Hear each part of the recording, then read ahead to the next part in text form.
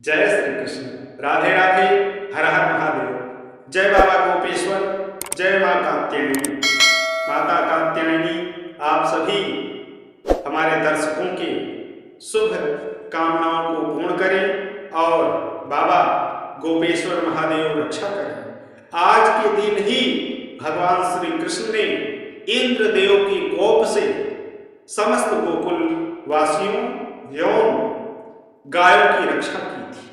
आज के दिवस जो भी भक्त गाय की पूजा करते हैं प्रातः काल में अथवा सायंकाल में और उनको हरा चारा तथा भगवान श्री कृष्ण को माखन मिश्री का भोग लगाते हैं, उनकी समस्त कामनाएं पूर्ण हो जाती हैं। तो आइए आज सुनते हैं इस वार्ता में भगवान श्री कृष्ण की पावन कथा गोपाष्टमी की। एक बार की बात है, भगवान श्री कृष्ण ने नंद बाबा से कहा, पिताजी, ना तो हमारे पास किसी देश का राज्य है और न तो बड़े बड़े नगर ही हमारे अधीन हैं। हमारे पास गांव या घर भी नहीं है। हम तो सदा के वनवासी हैं। वन और पहाड़ ही हमारे घर हैं।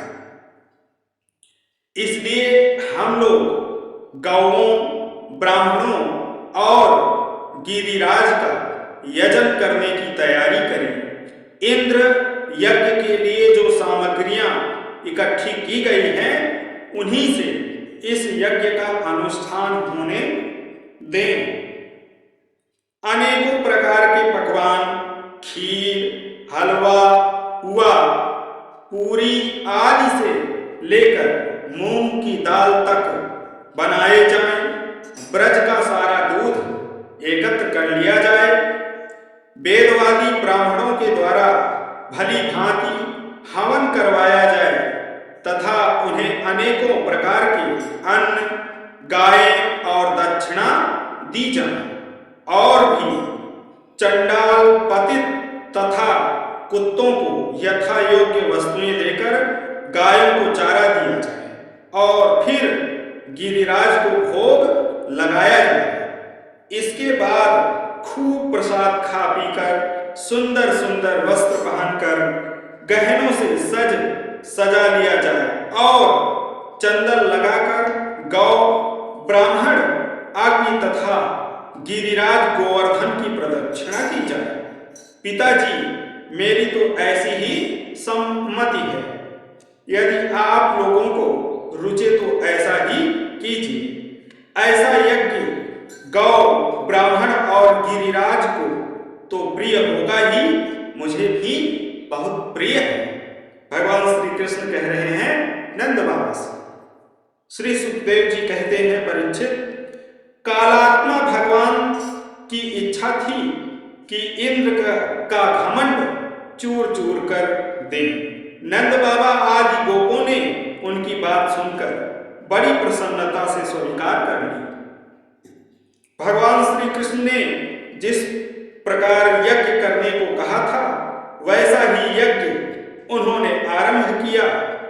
पहले ब्राह्मणों से स्वास्थ्य वाचन कराकर उसी सामग्री से गिरिराज ब्राह्मणों को सादर भेंटें दी तथा गौओं को हरी हरी घास खिलाई। इसके बाद नंद बाबा आदि गोपों ने गौओं को आगे करके गिरिराज की प्रदक्षिणा की। ब्राह्मणों का आशीर्वाद प्राप्त करके वह और गोपियां भली भांति श्रृंगार करके और बैलों से जुती गाड़ियों पर सवार होकर भगवान श्री कृष्ण की लीलाओं का गान करती हुई गिरिराज की परिक्रमा करने लगे। भगवान श्री कृष्ण गोपों को विश्वास दिलाने के लिए गिरिराज के ऊपर एक दूसरा विशाल शरीर धारण करके प्रकट हो गए तथा मैं गिरिराज हूं, इस प्रकार कहते हुए सारी सामग्री आरोगने लगे। भगवान श्री कृष्ण ने अपने उस स्वरूप को दूसरे ब्रजवासियों के साथ स्वयं भी प्रणाम किया और कहने लगे, देखो कैसा आश्चर्य है, गिरिराज ने साक्षात प्रकट होकर हम पर कृपा की है। ये चाहे जैसा रूप धारण कर सकते हैं। जो वनवासी जीव इनका निरादर करते हैं उन्हें ये नष्ट कर डालते हैं। आओ अपना और गौओं का कल्याण करने के लिए इन गिरिराज को हम नमस्कार करें। इस प्रकार भगवान श्री कृष्ण की प्रेरणा से नंद बाबा आदि बड़े बूढ़े गोपों ने गिरिराज, गौ और ब्राह्मणों का विधिपूर्वक पूजन किया तथा फिर श्री कृष्ण के साथ सब ब्रज में लौट आए। गोवर्धन धारण। श्री सुखदेव जी कहते हैं, परीक्षित, जब इंद्र को पता लगा कि मेरी पूजा बंद कर दी गई है, तब वे नंद बाबा आदि गोपों पर बहुत ही क्रोधित हुए। परंतु उनके क्रोध करने से क्या होता? उन गोपों के रक्षक तो स्वयं भगवान श्री कृष्ण थे। इंद्र को अपने पद का बड़ा घमंड था। वह समझते थे कि मैं ही त्रिलोकी का ईश्वर हूं। उन्होंने क्रोध से तिलमिलाकर प्रलय करने वाले मेघों के सांवर्तक नामक गण को ब्रज पर चढ़ाई करने की आज्ञा दी और कहा, ओह, इन जंगली ग्वालों को इतना घमंड! सचमुच यह धन का ही नशा है। भला देखो तो सही, एक साधारण मनुष्य कृष्ण के बल पर उन्होंने मुझ देवराज का अपमान कर डाला। जैसे पृथ्वी पर बहुत से मंदबुद्धि पुरुष भाव सागर से पार जाने के सच्चे साधन ब्रह्म विद्या को तो छोड़ देते हैं और नाम मात्र की टूटी हुई नाव से कर्ममय यज्ञ से इस घोर संसार सागर को पार करना चाहते हैं। कृष्ण बकवादी, नादान, अभिमानी और मूर्ख होने पर भी अपने को बहुत बड़ा ज्ञानी समझता है। वह स्वयं मृत्यु का ग्रास है, फिर भी उसी का सहारा लेकर इन अहीरों ने मेरी अवहेलना की है। एक तो ये यूं ही धन के नशे में चूर हो रहे थे, दूसरे कृष्ण ने इनको और बढ़ावा दे दिया है।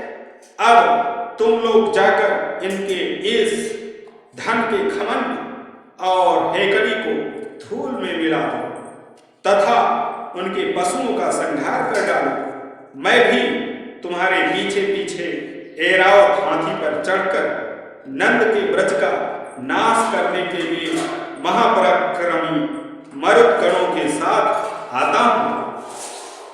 श्री सुखदेव जी कहते हैं, परीक्षित, इंद्र ने इस प्रकार प्रलय के मेघों को आज्ञा दी और उनके बंधन खोल दिए। अब वह बड़े वेग से नंद बाबा के ब्रज पर चढ़ आए और मूसलाधार पानी बरसाकर सारे ब्रज को पीड़ित करने लगे। चारों ओर बिजलियां चमकने लगी, बादल आपस में टकराकर कड़कने लगे और प्रचंड आंधी की प्रेरणा से बड़े बड़े ओले बरसने लगे। इस प्रकार जब दल के दल बादल बार बार आकर खंभे के समान मोटी मोटी धाराएं गिराने लगे, तब ब्रजभूमि का कोना कोना पानी से भर गया और कहाँ नीचा है कहाँ ऊंचा इसका पता चलना कठिन हो गया। इस प्रकार मूसलाधार वर्षा तथा झंझावात के झपाटे से जब एक एक पशु ठिठुरने और कांपने लगा, ग्वाल और ग्वालिने भी ठंड के मारे अत्यंत व्याकुल हो गई, तब वे सब के सब भगवान श्री कृष्ण की शरण में आए। मूसलाधार वर्षा से सताए जाने के कारण सबने अपने अपने सिर और बच्चों को निहुराकर अपने शरीर के नीचे छिपा लिया था और वे कांपते कांपते भगवान की चरण शरण में पहुंचे और बोले, प्यारे श्री कृष्ण, तुम बड़े भाग्यवान हो। अब तो कृष्ण केवल तुम्हारे ही भाग्य से हमारी रक्षा होगी। प्रभु, इस सारे गोकुल के एकमात्र स्वामी, एकमात्र रक्षक तुम ही हो। भक्त वत्सल इंद्र के क्रोध से अब तुम ही हमारी रक्षा कर सकते हो। भगवान ने देखा कि वर्षा और ओलों की मार से पीड़ित होकर सब बेहोश हो रहे हैं। वह समझ गए कि यह सारी करतूत इंद्र की है, उन्होंने ही क्रोधवश ऐसा किया है। वह मन ही मन कहने लगे, हमने इंद्र का यज्ञ भंग कर दिया है। इसी से वह ब्रज का नाश करने के लिए बिना ऋतु के ही यह प्रचंड वायु और ओलों के साथ घनघोर वर्षा कर रहे हैं। अच्छा, मैं अपनी योग माया से इसका भली भांति जवाब दूंगा। ये मूर्खतावश अपने को लोग पाल मानते हैं। इनके ऐश्वर्य और धन का घमंड तथा अज्ञान में चूर चूर कर दूंगा। देवता लोग तो सत्व प्रधान होते हैं, इनमें अपने ऐश्वर्य और पद का अभिमान न होना चाहिए। अतः यह उचित ही है कि इन सत्व गुण से जो पतित हो रहे हैं दुष्ट देवताओं का मैं मान भंग कर दूं। इससे अंत में उन्हें शांति ही मिलेगी। यह सारा ब्रज मेरे आश्रित है, मेरे द्वारा स्वीकृत है और एकमात्र मैं ही इसका रक्षक हूं। अतः मैं अपनी योग माया से इसकी रक्षा करूंगा। संतों की रक्षा करना तो मेरा व्रत ही है। अब उसके पालन का अवसर आ पहुंचा है। इस प्रकार कहकर भगवान श्री कृष्ण ने खेल खेल में एक ही हाथ से गिरिराज गोवर्धन को उखाड़ लिया और जैसे छोटे छोटे बालक बरसाती छत्ते के पुष्पों को उखाड़कर हाथ में रख लेते हैं, वैसे ही उन्होंने उस पर्वत को धारण कर लिया। भगवान कहते हैं, साकृत देव प्रपन्नाय तावास्मीति याचते अभयं सर्वभूतेभ्यो ददात्मेताद व्रतं मम। जो केवल एक बार मेरी शरण में आ जाता है और मैं तुम्हारा हूं इस प्रकार याचना करता है, उसे मैं संपूर्ण प्राणियों से अभय कर देता हूं। यह मेरा व्रत है। इसके बाद भगवान ने गोपों से कहा, माताजी, पिताजी और ब्रजवासियों, तुम लोग अपनी गौओं और सब सामग्रियों के साथ इस पर्वत के गड्ढे में आकर आराम से बैठ जाओ। देखो, तुम लोग ऐसी शंका ना करना कि मेरे हाथ से यह पर्वत गिर पड़ेगा। तुम लोग तनिक भी मत डरो। इस आंधी पानी के डर से तुम्हें बचाने के लिए ही मैंने यह युक्ति रची। जब भगवान श्री कृष्ण ने इस प्रकार सबको आश्वासन दिया, ढांढस बंधाया, तब सबके सब ग्वाल अपने अपने गोधन, छकड़ों, आश्रितों, पुरोहितों और भृत्यों को अपने अपने साथ लेकर सुभीत के अनुसार गोवर्धन के गड्ढे में आ घुसे। भगवान श्री कृष्ण ने सब ब्रजवासियों के देखते देखते भूख प्यास की पीड़ा, आराम विश्राम की आवश्यकता आदि सब कुछ भुलाकर 7 दिन तक लगातार उस पर्वत को उठाए रखा। वह एक डग भी वहां से इधर उधर नहीं हुई। श्री कृष्ण की योग माया का प्रभाव देखकर, भगवान श्री कृष्ण की योग माया का यह प्रभाव देखकर इंद्र के आश्चर्य का ठिकाना न रहा। अपना संकल्प पूरा न होने के कारण उनकी सारी हेकड़ी बंद हो गई। वह भौचक्के से रह गए। इसके बाद उन्होंने मेघों को अपने आप वर्षा करने से रोक दिया। जब गोवर्धनधारी भगवान श्री कृष्ण ने देखा कि वह भयंकर आंधी और घनघोर वर्षा बंद हो गई है, आकाश से बादल छट गए हैं और सूर्य दिखने लगे हैं, तब उन्होंने गोपों से कहा, मेरे प्यारे गोपों, अब तुम लोग निडर हो जाओ और अपनी स्त्रियों, गोधन तथा बच्चों के साथ बाहर निकल आओ। देखो, अब आंधी पानी बंद हो गया है तथा नदियों का पानी भी उतर गया है। भगवान की ऐसी आज्ञा पाकर अपने अपने गोधन, स्त्रियों, बच्चों और बूढ़ों को साथ ले तथा अपनी सामग्री छकड़ों पर लादकर धीरे धीरे सब लोग बाहर निकल आए। सर्वशक्तिमान भगवान श्री कृष्ण सब प्राणियों के देखते देखते खेल खेल में ही गिरिराज को पूर्वक उसके स्थान पर रख दिया। ब्रजवासियों का हृदय प्रेम के आवेग से भर रहा था।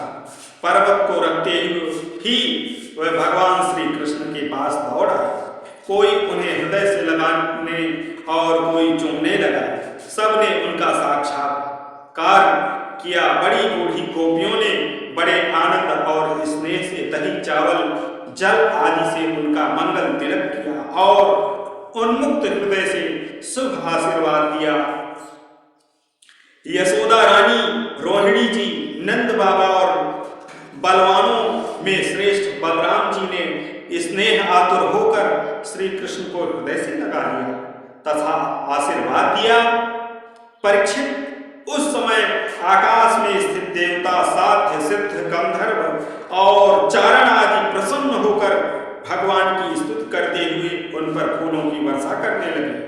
राजन, स्वर्ग में देवता लोग शंख और नौबत बजाने लगे।